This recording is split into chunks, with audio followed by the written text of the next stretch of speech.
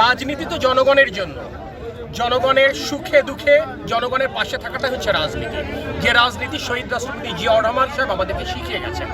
আমরা সেই কারণে সাম্প্রতিক ঘূর্ণিঝড়ে এই বাগেরহাটের উপকূলবর্তী এলাকা যেসব জায়গায় ক্ষতিগ্রস্ত হয়েছে, আমরা আমাদের সীমিত সামর্থ্য অনুযায়ী আমাদের নেত্রী দেশনেত্রী বেগম খালেদা জিয়ার অনুপ্রেরণা এবং আমাদের নেতা দেশনায়ক তারেক রহমানের নির্দেশনে আমরা এখানে এসেছি আমাদের সীমিত সামর্থ্যের মধ্যে থেকে মানুষের পাশে দাঁড়াবার জন্য।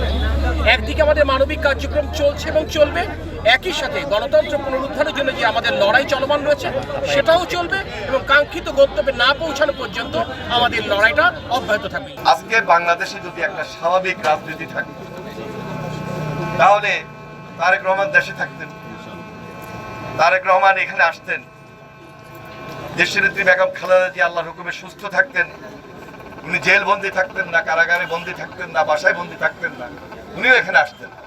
এর আগে আসছেন না? কিন্তু আজকে ওনাদেরকে আসতে দেওয়া হচ্ছে না। এরপরে দেখেন এই বাংলাদেশে বিচার বিভাগের কথা বলেন, আইনের শাসন বলেন, ভোটের অধিকার বলেন, কিছুই তো নাই। আমাদের সাধারণ মানুষকে জিম্মি করে আজকে একটা একদলীয় ভোটের ব্যবস্থা করা হয়েছে।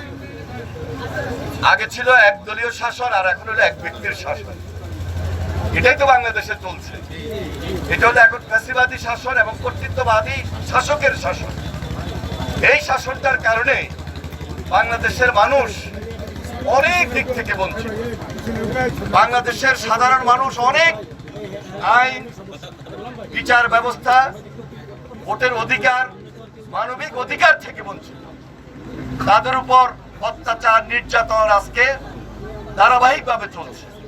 একটি মাত্র কারণ, এই ক্ষমতাটাকে আঁকড়িয়ে রাখার জন্য। ভোট লাগবে না, কিন্তু একটা দিন ভোট কোন রকম দেখাচ্ছে যে ভোট হয়ে গেছে।